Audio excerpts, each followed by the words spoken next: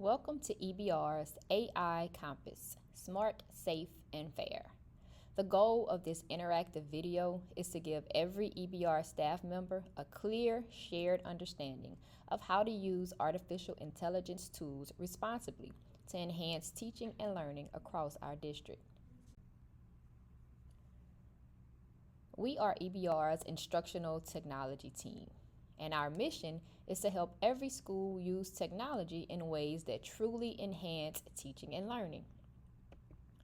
As you explore AI tools, we are here to guide, support, and inspire you, whether that means hands-on training, personalized coaching, or just helping you find smarter ways to work. Together, we're building confidence with AI, ensuring that it's used smartly, safely, and fairly across our district. Because our goal is not just about using technology, it's about using it with purpose.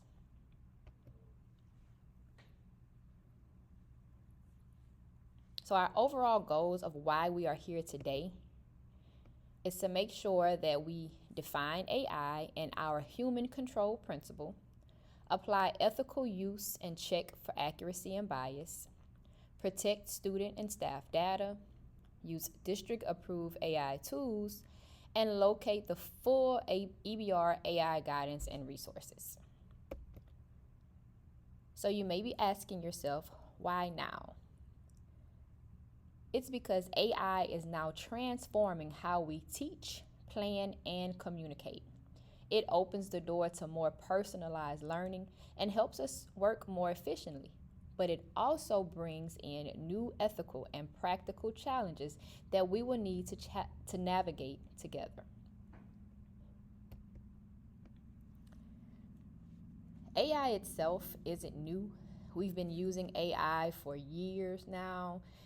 It's built into the tools that make our work and our life so much easier. So if you look on the screen here, you can see that you have been using AI for years. When Google suggests a search term, Gmail finishes your sentence, or iReady adjusts the questions for students, that's AI. All of those things are AI at work.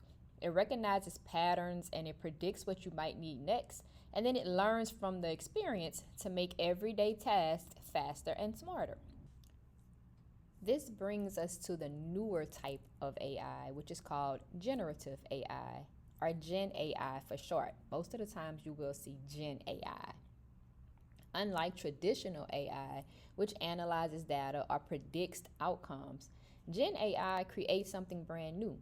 So you can put in a prompt and it will produce original text, original images, code, music, and so many more things, right? You've probably seen Gen AI with ChatGPT, Gemini, Canva's Magic Write, Google Docs Help Me Write, and even Microsoft's Copilot. All of these things will help generate brand new ideas and save you as a human time. And when used wisely, Gen AI can help you brainstorm lessons, you can draft rubrics, you can create assessments, or even design custom visuals. But you have to keep your professional expertise at the center of all of these things. With all of that power and creativity that it offers, it's important to remember this one essential truth. These tools do not replace human expertise. AI can assist, AI can amplify, AI cannot replace. That's why our guiding principle here is simple: human control and governance. AI is here to support and strengthen your work, but the insight, the empathy, and the professional judgment that you bring to your students can never be automated. This section is on ethics and integrity in practice. We will cover the following 4 topics in this section: modeling ethical use, misinformation, intellectual property, and academic integrity. As it relates to modeling ethical use, we as educators are also tasked with a role with ensuring proper AI usage. We must model appropriate usage and also teach our students to do the same.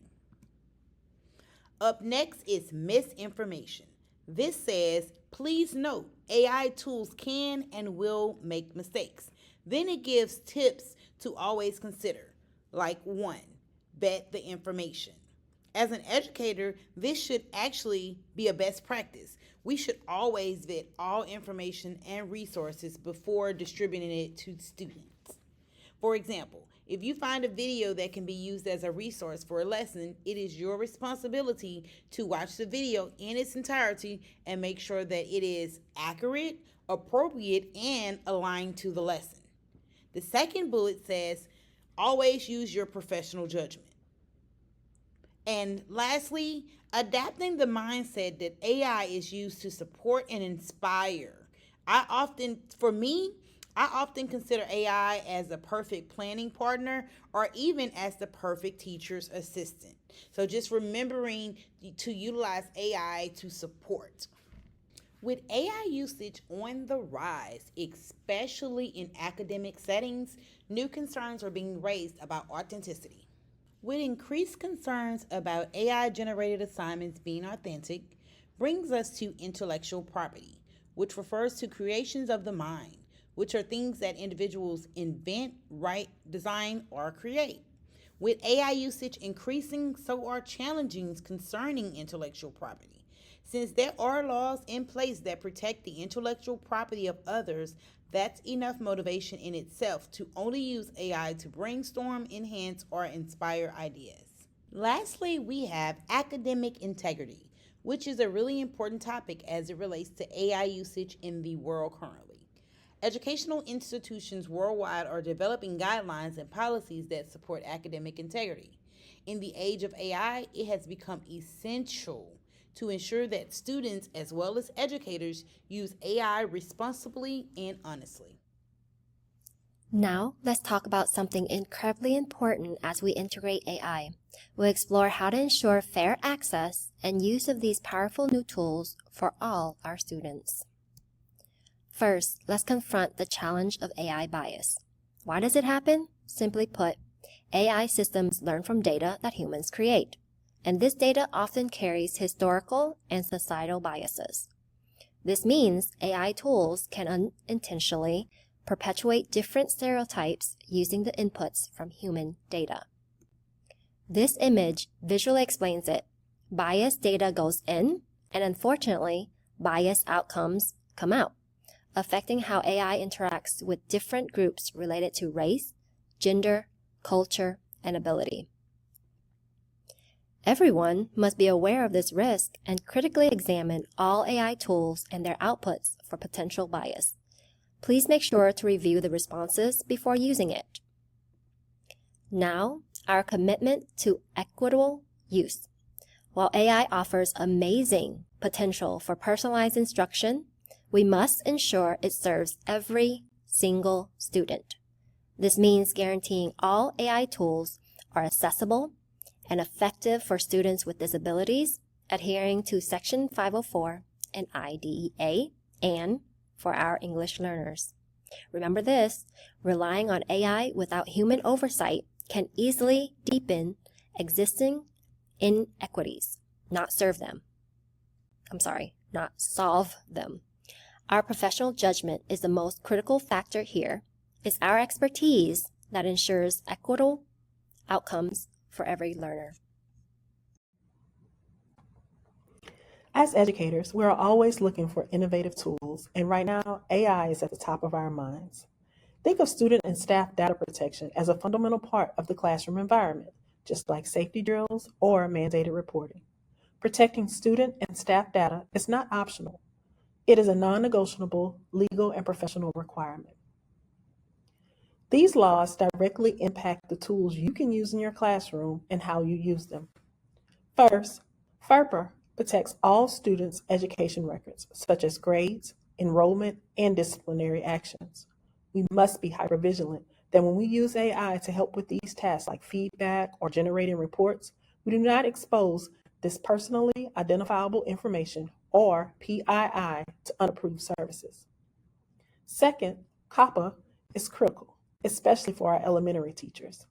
It requires parental consent for online services that are collecting data from children under the age of 13. This is why some cool looking AI tools you see online are strictly off limits in elementary grades. Third, SIPA requires us to filter harmful content. This means that if you're using an AI tool in your class, you have a responsibility to ensure that the tool itself complies with content filtering and does not generate inappropriate or harmful responses for students. Finally, our Louisiana privacy laws for students are why we have strict processes for vetting vendors. If we do not have a signed data sharing agreement, we cannot use that platform. Let's move from law into daily action. These are 3 rules that are your must-know protocols to keep you and our students safe and compliant every single day. Protocol number 1, use only approved tools. I know it's tempting to quickly use a new and free AI website to create a quiz or to summarize a document, but let's remember the district's approval process verifies that these tools are safe and compliant with all those laws that we just reviewed. If an AI tool is not on the district's approved software list, you must not use it for any task involving student data or class content. Protocol number 2, never input sensitive data. This is a big risk for teachers. Do not ever enter personally identifiable information or PII into public AI tools. This includes specific names, student IDs, exact grade levels, or confidential notes. If you're looking for a lesson plan or you're looking for lesson plan help, use generic scenarios. Your safety catchphrase is going to be anonymized, generalized, and never input PII. Lastly, protocol number 3, assume no privacy. This is a mindset shift. When you enter data into a public chatbot, you are effectively giving the company the right to use it for training their AI models. If you wouldn't write the prompt on the whiteboard for the whole class to see, do not type it into an unapproved AI tool. To wrap it up, think of this slide as your teacher checklist. Every time you integrate a new AI tool into your lesson planning, or workflow. Number 1, student safety first. The most critical item is here. Use approved tools only. This is how we meet our legal obligation to protect every student's personal information. Number 2, professional judgment. You are the instructional leader. AI should support your planning and differentiation, but it should not replace your expertise. Number 3, content and curriculum. If you use AI to create a quiz or a handout, you must verify and vet that the content is accurate, just like any other outside resource. And lastly, equity and access. Ensure that every tool that you use and every output it generates is fair. We must check our outputs to avoid perpetuating algorithmic biases. By following the checklist, we ensure that our use of technology is both innovative and responsible. We thank you for your commitment to the responsible innovation and for being the first in line of defense in protecting our students' privacy.